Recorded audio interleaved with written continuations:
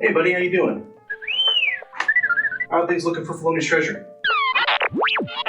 Come on, your scanner's gotta be off. Go ahead, pull it up. Oh. Ocarana's soul. How'd this happen? 8 months ago, we had like 6 eyes on us. I know how it happens. It's a good thing. Thank. Got any new messages? How far into deep space, huh? Well, I'm always down for a racer pilot. Besides, sounds like it could be fun. Come on.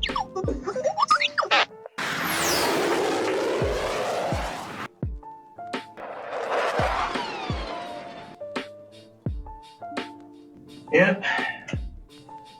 That would be the shit show. And behold, there be Pileup. Alright.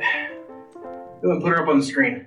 You may have noticed that there is a large influx of hatred being spewed in my direction and videos being made about me. And I have to say that I think this means I'm doing something right because especially on X, I'm all about preaching Star Wars positivity and trying to make the fandom a better place, so it makes sense that I'm pissing a lot of people off who don't agree with that principle.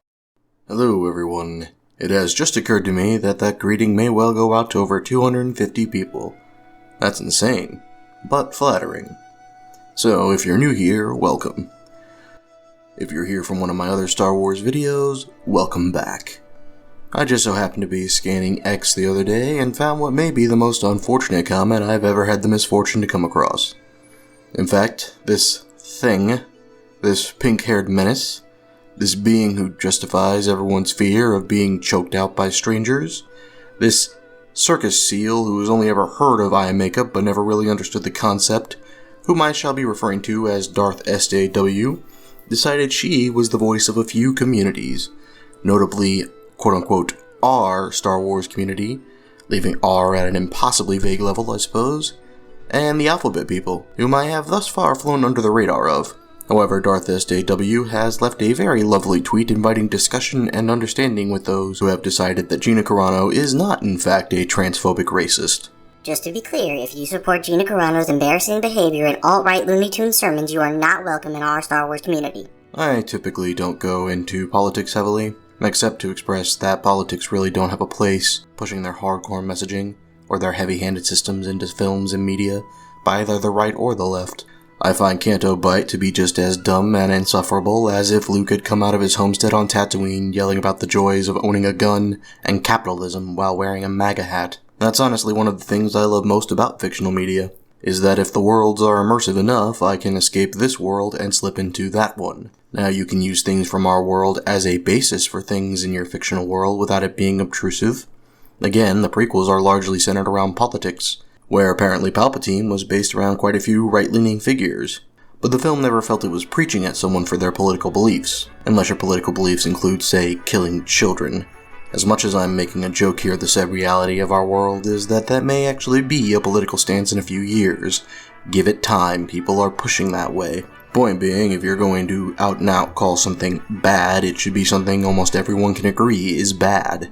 Or at least those of us who aren't on a scale of psychopathy. This is why our world still points prominently at World War II, because it was one of the last times we had a war where nearly everyone agreed that the Holocaust was a horrible, horrible thing. Point being, you can put forth messages in your media without them feeling obtrusive. Take Tolkien's work, for example. Tolkien was a giant old tree hugger, and the Ents in their story were his analogy for deforestation. Yet in that, at no point does it feel like it's telling the reader they are a horrible person if they've built a house. This is largely because deforestation isn't the result of a singular person. On an individual level, it must be excessively rare to find somebody who actually desires the destruction of a forest, because we all agree they're both lovely and very important, what with their making things like oxygen and providing wildlife. But the book doesn't preach about its take on industrialism. The orcs are wrong because they are chopping a forest apart to build an army that will destroy the race of men. They focus on that on the individual level. In fact, the only place where it takes a step back and looks at things on a larger scale is when Treebeard says that Saruman should know better than to destroy the forest, because he is a wizard, who in Tolkien's world were virtually like angels, and they should know to love and appreciate the earth as it was.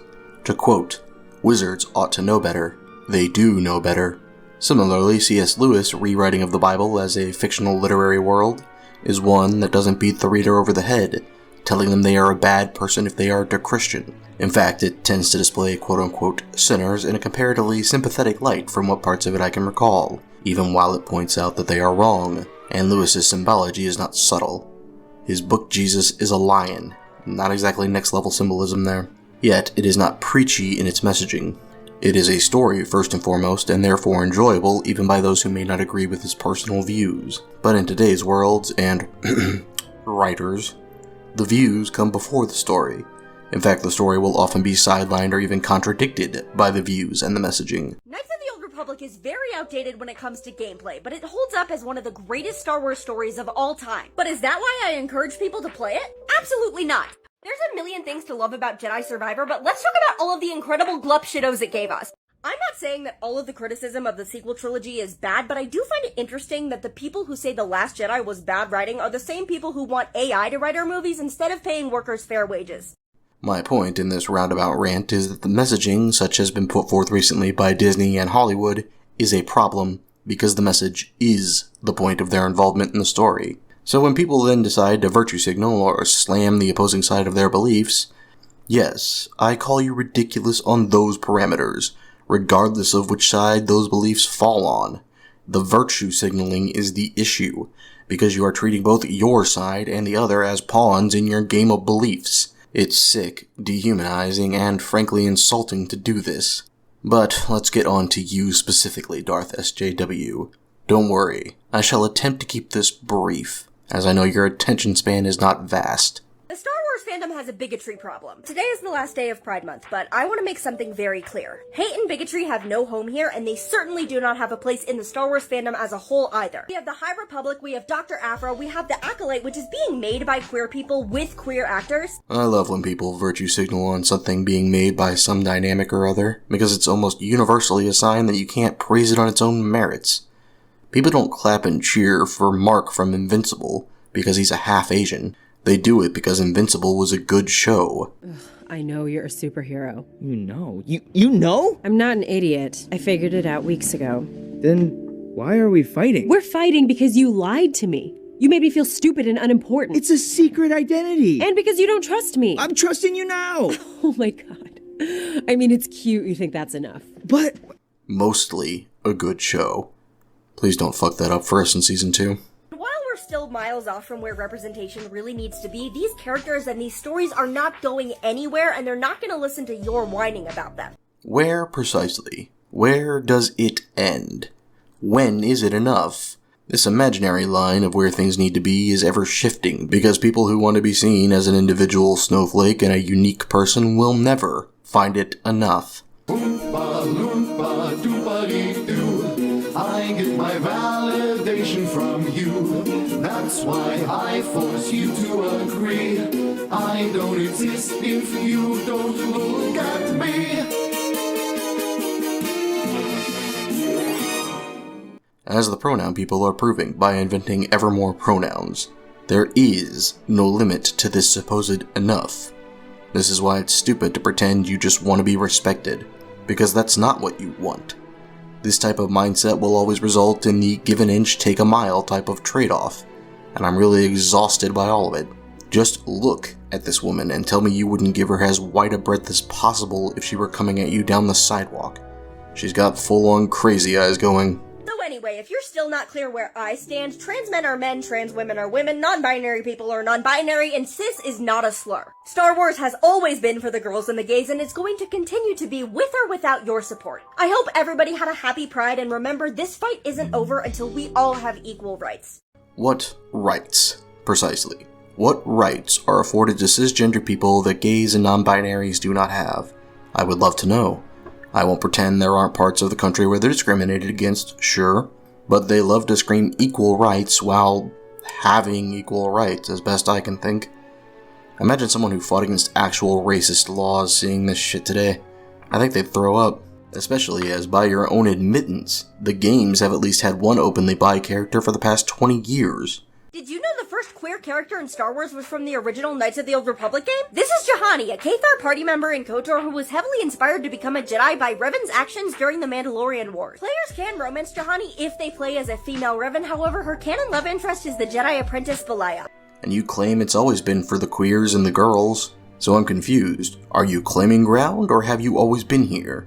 Please, pick a team and bat for it. To the pink mouth breather's point here, I have no idea what alt-right even means anymore. I'm not sure I know what transphobic or racist mean anymore. I used to know what those words meant, but I suppose the world has gone and left me behind a little bit on that one.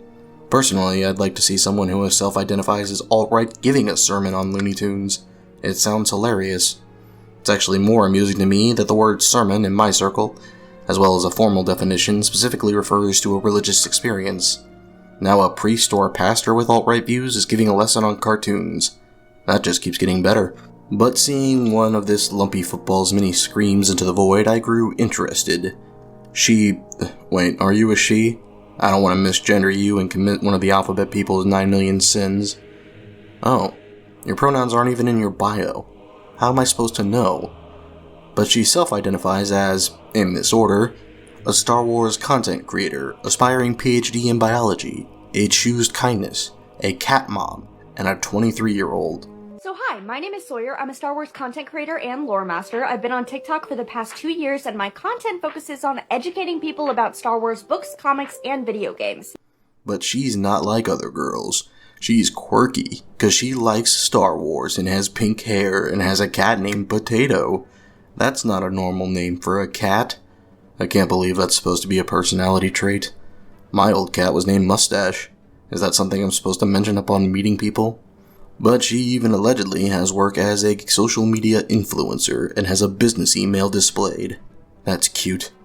Well, if she's a social media influencer, I'm sure she's never tried to, pawn off her social media responsibilities on anyone else. Does someone want to take over my account for a bit to keep up the positivity? She's also a huge Disney Star Wars fan, openly defending Reylo and the High Republic. You know, those comics no one gave two shits about. But as Darth Overcomplicated Coffee Order here is an alleged content creator, I was curious. After all, I like Star Wars. Or at least I used to. What could she possibly be making that has her so proud as to declare it from the virtual rooftops? As the first thing I should know about her, no less. Well, she makes TikToks. Great. Interestingly enough, her TikTok account does not announce her as a content creator for Star Wars. I guess we're just supposed to draw our own conclusions on that one. Jeez. I know I'm not algorithm friendly with how I choose video titles, but for fuck's sake. The description of your account literally exists for the purpose of what I should expect to see on your posts. But she loves to flaunt that she is a biologist. I am a biologist in real life, But I am a biologist. I am a biologist. First of all, I am a biologist. Mind you, she's still in college, so exactly what qualifications she can possibly hold are up in the air, I suppose. And she loves to talk about Star Wars biology. Oh, so perhaps she takes the information given to us by the movies and the books and extrapolates on them to draw new and interesting conclusions and ideas, similarly to how MatPat theorizes on games, film, food, or fashion. No, in fact she reads off short facts pulled from, I can only assume, Wikipedia. That's what counts for content now. Reading a list from an article that more invested people typed up. starting off strong, all Hutts are actually hermaphrodites, meaning they have both male and female reproductive anatomy, but She even tends to repeat herself a fair bit. the head tails are called Leku and are actually part of the Twi'lek's brain. Some have 2, some have 4, they're highly sensitive, and some of them can even hold objects. Leku were incredibly important to Twi'lek way of life because they were a part of their brain and could be used to pick up objects and signal at other Twi'leks. Twi'leks are most famously known for their 2 head tails called Leku, which are actually a part of their brain. They were very sensitive to damage and in some very special cases could actually pick up objects. Females have cone-shaped hearing organs. Female Twi'leks had ear cones and blunt teeth. But hey, she has a nice little intro video. Let's learn about her. In light of recent events on Star Wars TikTok, I want to take the opportunity and reintroduce myself. So hi, my name is Sawyer. I'm a Star Wars content creator and lore master. I've been on TikTok for the past 2 years, and my content focuses on educating people about Star Wars books, comics, and video games. But I also am really interested in the Old Republic, Sith, High Republic, pretty much everything Star Wars except for Darth Nihilus. Yep.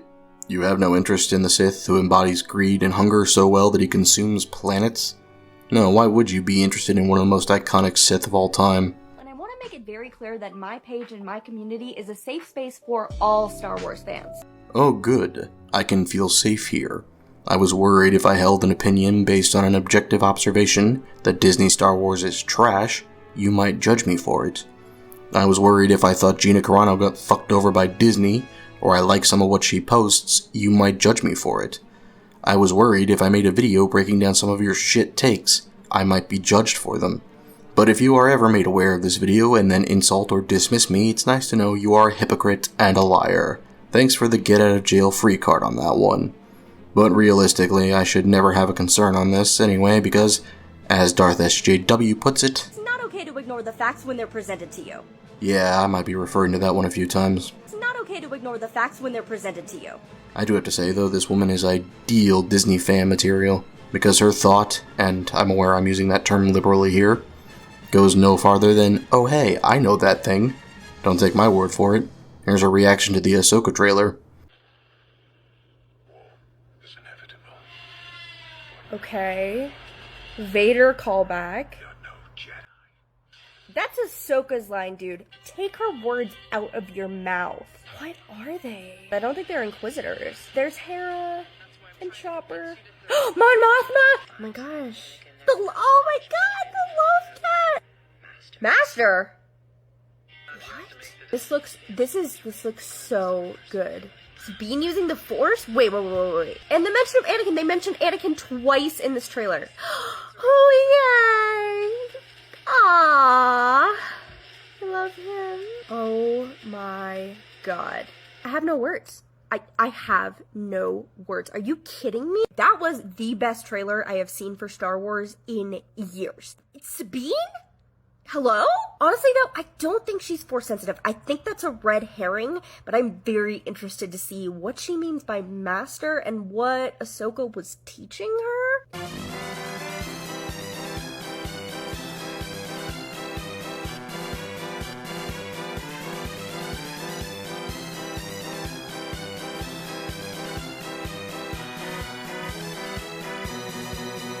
I never said I was any good at predicting what's gonna happen next in my favorite shows, but I truly believed that Elia Kane turned Dr. Pershing in because she believed in the cause of the New Republic. I was so convinced that she was just mad at the Empire for everything they did and was taking it out on him that I tried to convince my parents of the same thing. And then I realized 5 days later that she was just following orders from Moff Gideon to wipe his memory so he wouldn't tell the New Republic what he was actually doing for the Empire. There's also a huge bit here where she tries to defend Hera's child not having Leku because Leku are a recessive trait. Today we ask the age-old question, what the heck is up with Jason Syndulla? Just a quick biology lesson. This is a Punnett square, an easy way to demonstrate how children inherit traits from their parents. A dominant trait shows up if they receive the gene from one or both of their parents, but a recessive trait only shows up if they receive the gene from both parents. Thus, the only reason that Jason, the child of a Twi'lek and a human, does not have Leku is because Leku are a recessive trait. To prove this theory, we need to start with another example, and that is Sue Lquain from the Clone Wars and her half-human children Shahia and Jek, who do have Leku, but also have an unidentified human father, no, it is not Cut, who must have had the recessive Leku gene that he passed on to both his kids. With that in mind, it is possible that Kanan Jarrus had one Leku gene, however, it is far more likely that he had two dominant non-Leku genes, so even though Jason does have one from his mother, he still doesn't have Leku. I'm not sure how she's working that out because every other Twi'lek I can think of has them. That seems pretty dominant to me. I'm not a biologist though, so what do I know? She also insists that other humanoids are genetically close to humans, so crossbreeding makes sense. I have no idea how she's drawing the conclusion that we're genetically close enough to other races in Star Wars. Because, you know, we haven't ever done DNA testing on them. I'm not saying that that can't be the case, mind, but I'll just leave it at this. We humans are known to share 98.8% of our DNA with apes. To my knowledge, we have never had a human ape baby be carried to term. I'm not saying that all of the criticism of the sequel trilogy is bad, but I do find it interesting that the people who say The Last Jedi was bad writing are the same people who want AI to write our movies instead of paying workers fair wages. Well, here I have to say I completely disagree with your assessment. The Last Jedi is bad writing, no matter how much you may want it to not be. And I fully believe we should pay our writers fair wages. I'm a writer myself, it would be hypocritical to say otherwise. So you know, I believe we should pay wages based on the work provided. And based on the Disney work that's been provided, that's roughly 50 cents and a smack on the head. I love how the idea of fair wages has somehow been transferred into payment regardless of work or value on the project. Because how on earth is that fair? it isn't. You know what that does sound like? Socialism. Everyone gets paid, regardless of the work, and soon after all the work will begin to suck. And after that there will be no payment, because there will be no more money made from shitty products. Disney is proving this as we speak. My favorite joke about communism actually came from my grandparents. They had a missionary trip to Russia decades ago, in which they were told that communism is when you pretend to work, and your government pretends to pay you. But yes, AI is bad. It certainly can't provide me with an entertaining title for this video. Darth Vader's social justice mission. The Force is strong with equality. Oh, no. Obviously I won't use Vader, but Darth, Darth Pink or whatever, something like that. Pink hair rebels versus Darth Vader. That's lame. Darth social justice warrior fighting for a woke galaxy. Oh, fuck me, that's really good, actually. Darth Vader joins the SJW Alliance, A Tale of Redemption. Get the fuck out of here. I intentionally used that because ChatGPT, she slams it and she goes, oh, the people that say The Last Jedi were bad are the same people that say we should have AI-generated stories instead of paying our writers a decent wage. So I'm absolutely going to use ChatGPT to help me come up with a title for the video. Nice. Fighting for a woke galaxy. That's so fucking good. I'm probably going to use that one. Darth SJW fighting for a woke galaxy. It's not okay to ignore the facts when they're presented to you. Here are the most common misconceptions about Rey Skywalker. Well, let me add one to this list for a start. She's not a Skywalker. Don't get me wrong, I understand why you, Darth Snowflake, you poster child of controlled speech, might promote the idea that someone merely needs to lay claim to a title in order to be officially recognized as such. I'm sure you think that someone calling Rey a Palpatine should be a hate crime, but it's not okay to ignore the facts when they're presented to you. Rey is a Palpatine, even if she wants to identify as the sister or cousin of the dude she just made out with. It's not okay to ignore the facts when they're presented to you. Yeah, are we still gonna pretend that Lucas's thing was the most weird part of Star Wars? Of everything you kept Disney, why the incest kiss? Why did you keep that? First of all, Rey did not win the fight against Kylo Ren at the end of The Force Awakens. I beg your fucking pardon? Are you touched in the head? Did you drink bleach with your breakfast? Did you wash down lead paint chips with a gallon of LSD before you watched that film? Rey destroyed Kylo.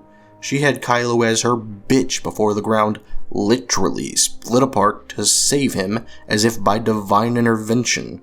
He was also not more powerful than Kylo Ren during this fight. He was injured and bleeding out. Sure, I would love if we could agree on if rage fuels the Sith or not, because his repeatedly punching himself in the blaster injury here in order to make it hurt more, I can only presume to drive up his power.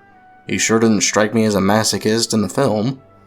She escaped circumstantially because Starkiller Base was already splitting open, and Kylo Ren wasn't actually trying to kill her. He would have if that was his goal. Yeah, she escaped. I suppose that's one way to put it. Luke escaped Vader on Bespin. That is what a loss and an escape looks like. This is the look of someone who was stopped short of her final blow by the universe itself. It's not okay to ignore the facts when they're presented to you. He was also not more powerful than Kylo Ren during this fight. He was injured and bleeding out, and Rey was actually unknowingly drawing upon the power of their dyad in order to keep up with him. Rey has overpowered Kylo every single time they meet, save this once in the forest.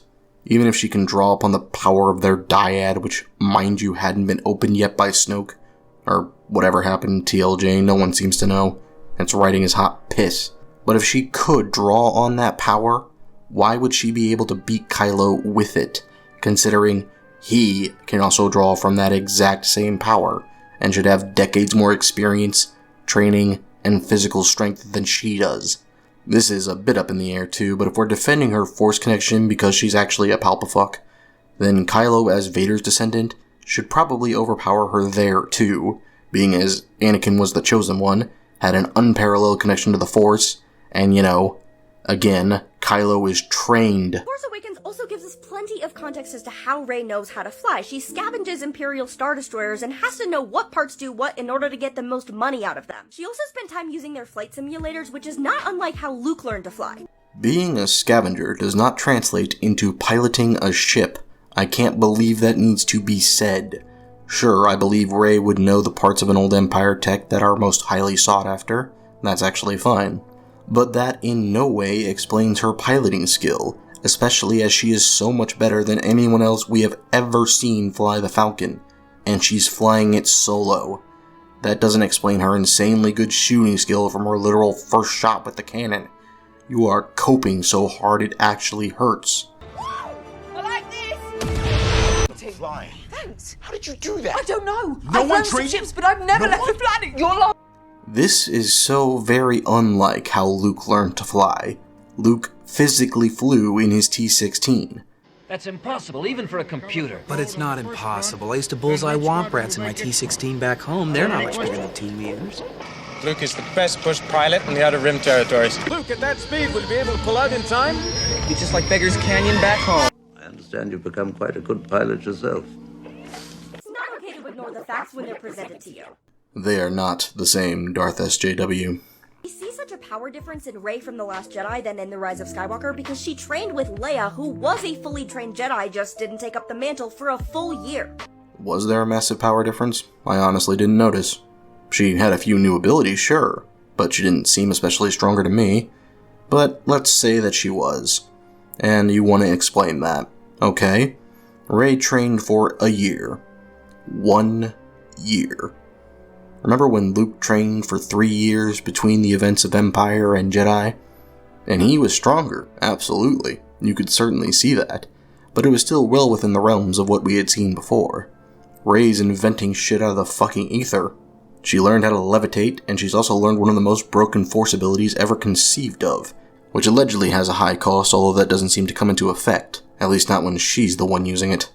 And yes, force healing is a thing in the games, but as I have said before and will continue to say, implementing abilities from games into the canon is going to make things get real fucky real fast. That basically means that canonically, in most RPG worlds, you should be able to rapidly consume 17 wheels of cheese and fully heal from near death. It means that in any D&D world, you should go to bed and rapidly heal any and all broken bones, concussions, and holes that might be in your body. Okay, didn't realize that's enough to fix everything. So, these. Long rest. And that's long rest. And that's Kill me. Please. Kill me. long rest. Okay. Jonah just needs a little napping up, does she? Okay, fine. Great. Well, sweet dreams to you all. It means that Jedi can casually rip Star Destroyers out of the sky. Because she trained with Leia, who was a fully trained Jedi, just didn't take up the mantle for a full year. No, she wasn't. I'm not just inventing that either. Luke says she didn't complete her training. She had abilities over the Force, sure, but she didn't complete her training. She certainly wasn't a full-fledged Jedi. It's not okay to ignore the facts when they're presented to you. She also had the entire collection of original Jedi texts at her disposal during this time, and it took Luke years to find them all. Did it? Did it indeed? I'm actually asking because I was under the impression they were just in the tree. Where are you getting that from? He never read them, so I have no idea how it would take him so long to find them all. For fuck's sake, one of them is his fucking journal. Lastly, the argument that her name should be Rey Palpatine because of her grandfather doesn't make any sense because we know her father's name was Dathan and he did not use the name Palpatine either. Yes, because he wasn't hiding. He was still a Palpatine. Again, I get this is a foreign concept to you, but claiming you are something other than what you are does not change what you are on a biological level. Time to talk about my favorite queer Star Wars character, Wilhuff Tarkin. Stop. Stop it. I don't give two shit whose docking ramp you like to charge up. I don't care. He was already a fooled character. Stop retroactively applying sexualities to people. It's incredibly insulting as a writer. I can only imagine if my books sold well, maybe in 20 years, some pink-haired starfish of a woman will claim all my characters were pansexual flower selves, and it hurts. Stop. Tarkin was already a fantastic character. What about in the Star Wars universe? Jar Jar Binks, pansexual, do you think? Transgender? Why would I even care? If it's his truth, Well, it ain't true. Despite his ruthlessness and cold demeanor, the Grand Moff had one weakness, and that was none other than Stormtrooper TK-421. Yes, you heard that right, folks. Grand Moff Tarkin had a passionate love affair with a Stormtrooper, and they used a mouse droid to exchange holoscans of each other, if you know what I mean. And all was well and good until their relationship blew up in flames. I wonder if George knows about this. I wonder if he knows that his super impressive, cold, calculating Grand Moff liked to exchange nudes with a Stormtrooper. This is also one of the worst parts of Star Wars habits. Oh my gosh, they said a thing I know! I don't give two shits about who TK-421 was. What this does bring into question is why TK-421 wasn't given a better position on the Death Star. And Tolkien apparently gave 0 fucks for his lover having been killed, and presumably stuffed into the cargo hold of the Falcon. You love to thrust the High Republic in everyone's face and pretend that it's great.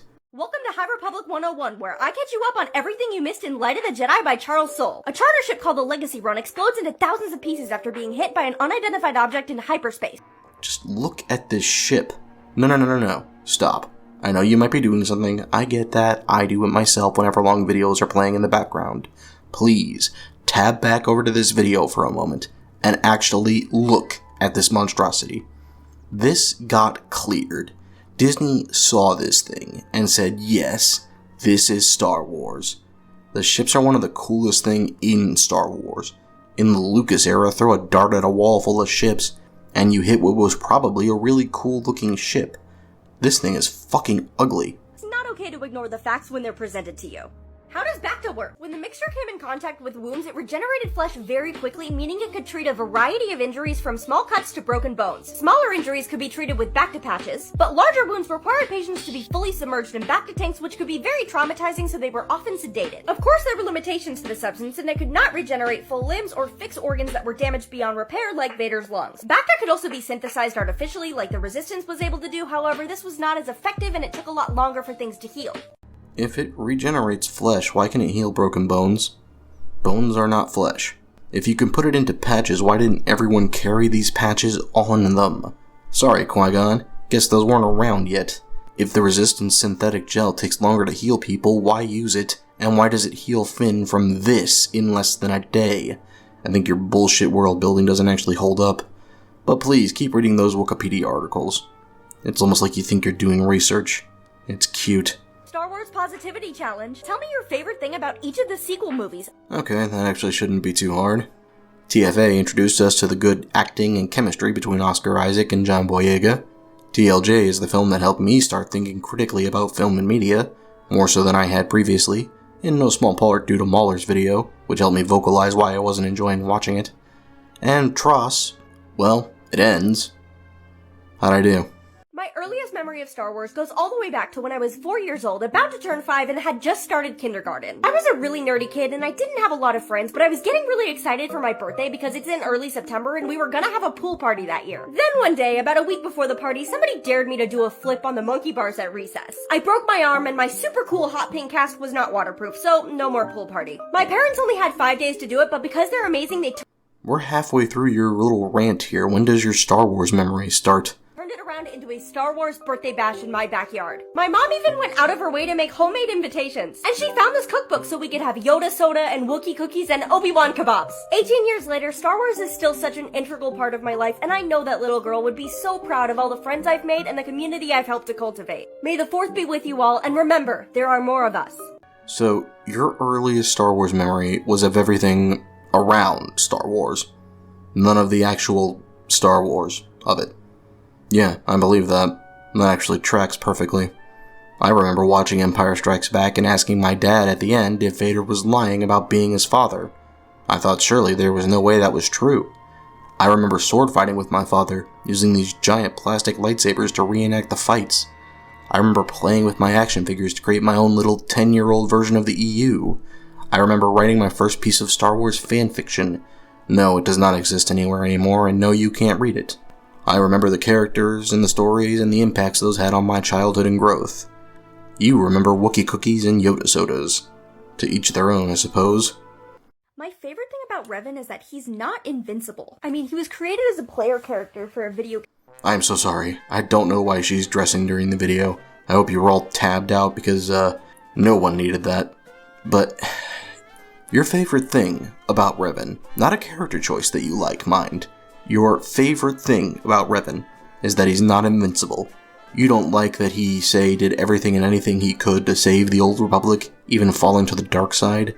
You don't like how he fought against the Mandalorians. You don't like how he stood up against the Council. You don't like that he found himself in one of the most engaging stories and war times of the Old Republic.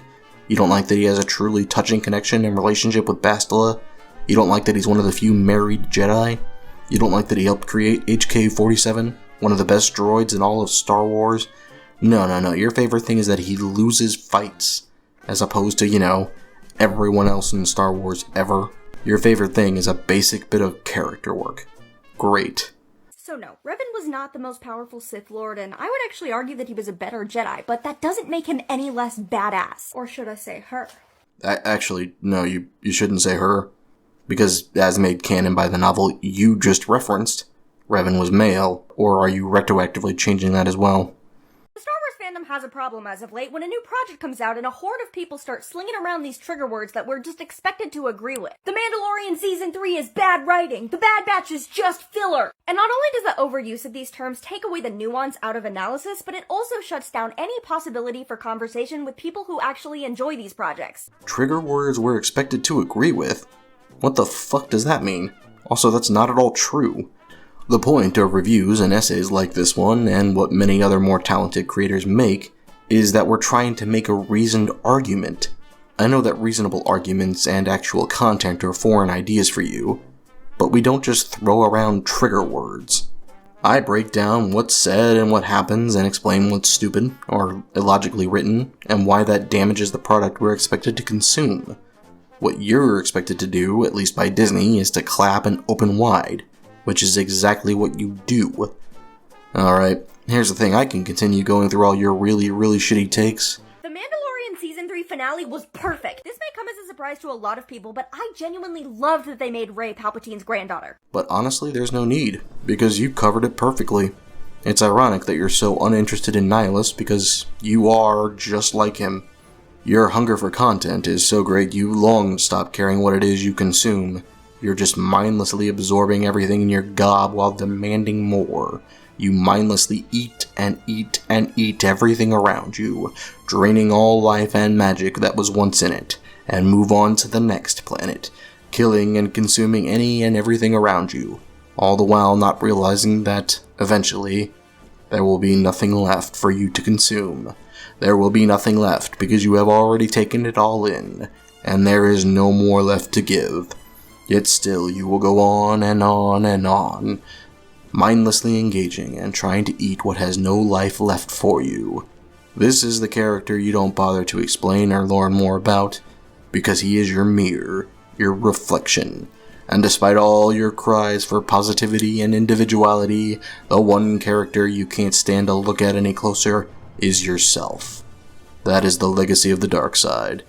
To ignore the fear and the pain while declaring their supposed greatness to the world, blinded by their own inadequacies and greed, forever doomed to bring about their own destruction.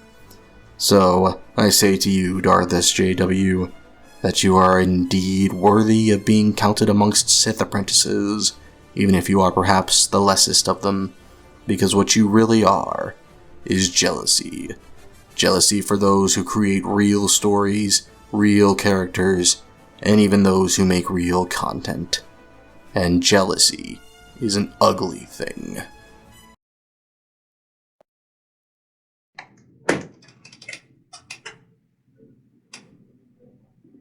I don't want to be the one to tell her.